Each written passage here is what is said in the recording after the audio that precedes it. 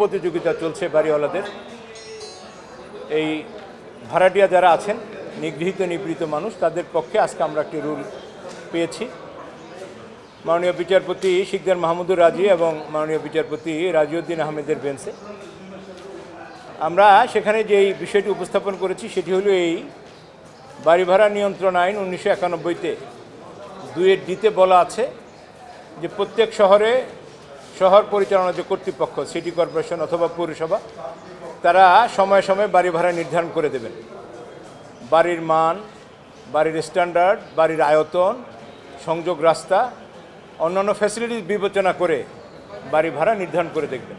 এবং এটা শুধু আমরা নতুন করে চেয়েছি বিষয়টা তা নয়, বিশ্বের অনেকগুলো উন্নত শহরে, লন্ডন থেকে শুরু করে দুবাই থেকে শুরু করে অন্যান্য উন্নত শহরে সরকার কর্তৃক বাড়ি ভাড়া প্রতি স্কোয়ার ফিটে নির্ধারণ করা আছে।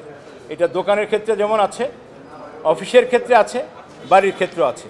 কিন্তু দুর্ভাগ্যজনকভাবে সত্য যে 1991 সালে এই আইনটি হওয়া সত্ত্বেও বাংলাদেশে এই ধরনের কোনো আইন বিধি করা হয়নি।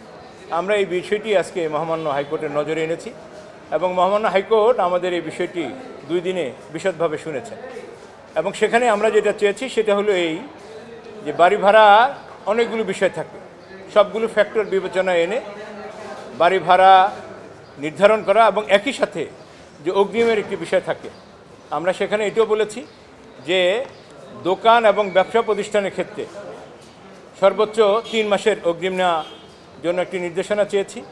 আর বাড়ির ক্ষেত্রে কোনো প্রকার অগ্রিম ছাড়া অথবা সর্বোচ্চ 1 মাসের অগ্রিম বাড়ি ভাড়া নিয়ে বাড়ি ভাড়া নির্ধারণ করার জন্য আমরা একটা প্রে করেছি। মহামান্য আদালত শুনেছেন।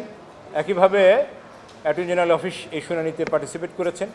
উভয় পক্ষকে শুনে 4 সপ্তাহের জন্য কেন বাড়ি ভাড়া নিয়ন্ত্রণ আইন 1991-এর 2-D এক্সিকিউশন করা হবে না এবং আইন অনুসারে প্রত্যেক শহরে ইনক্লুডিং ঢাকা সিটি কর্পোরেশনকে উত্তর এবং দক্ষিণকে আলাদাভাবে নির্দেশনা দিয়েছেন যে সময় উপযোগী অবস্থান, আয়তন, রাস্তা এবং অন্যান্য ইউটিলিটি ফ্যাসিলিটিস বিবেচনা করে বাড়ি ভাড়া নির্ধারণ করে 4 সপ্তাহের মধ্যে রুলের জবাব দেওয়ার জন্য একটি আদেশ আজকে জারি করেছে।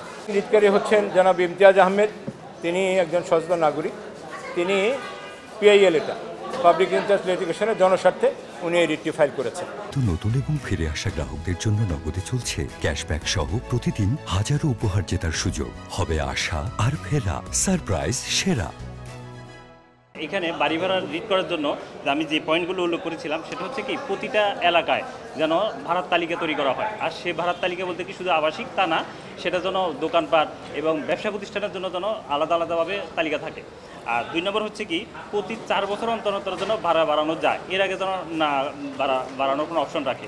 যেমন 2025 সালে কিন্তু ভাড়া বাড়ানো হয়েছে, তো পরবর্তী যেন 29 সাল এর আগে যেন কেউ ভাড়া বাড়াতে না পারে, অর্থাৎ প্রতি 4 বছর পর একসাথে সবাই বাড়াবে, প্রতি বছর যা যার মতো করে না। এরপর হচ্ছে কি অ্যাডভান্স, সেটা ছাত্র বললো।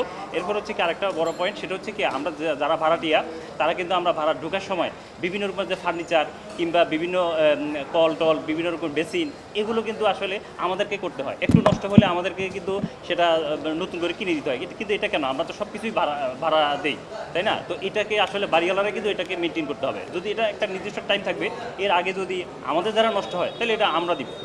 আর এরপরে হচ্ছে কি বাড়িওয়ালাদের যেন বড় অঙ্কের জরিমানা করার বিধান থাকে, কারণ বড় অঙ্কের জরিমানার বিধান না থাকলে এরা কখনো কিন্তু আসলে আইন হবে, সব কিছু হবে, রিড হবে, কিন্তু কাজ হবে না। আর সর্বশেষ হচ্ছে কি সরকার যেন প্রতিটা এলাকায় কর্মজীবী হোস্টেল তৈরি করে, কারণ এই হোস্টেল যদি প্রচুর পরিমাণে হোস্টেল তৈরি করা হয় তাহলে কিন্তু বাড়ি ভাড়ার উপর অনেকটা চাপ পড়ে যায়। তো আমার বিশ্বাস সরকার যেন এটা সুদৃষ্টি দেয়। ধন্যবাদ। আপনাদের সকলকে ধন্যবাদ।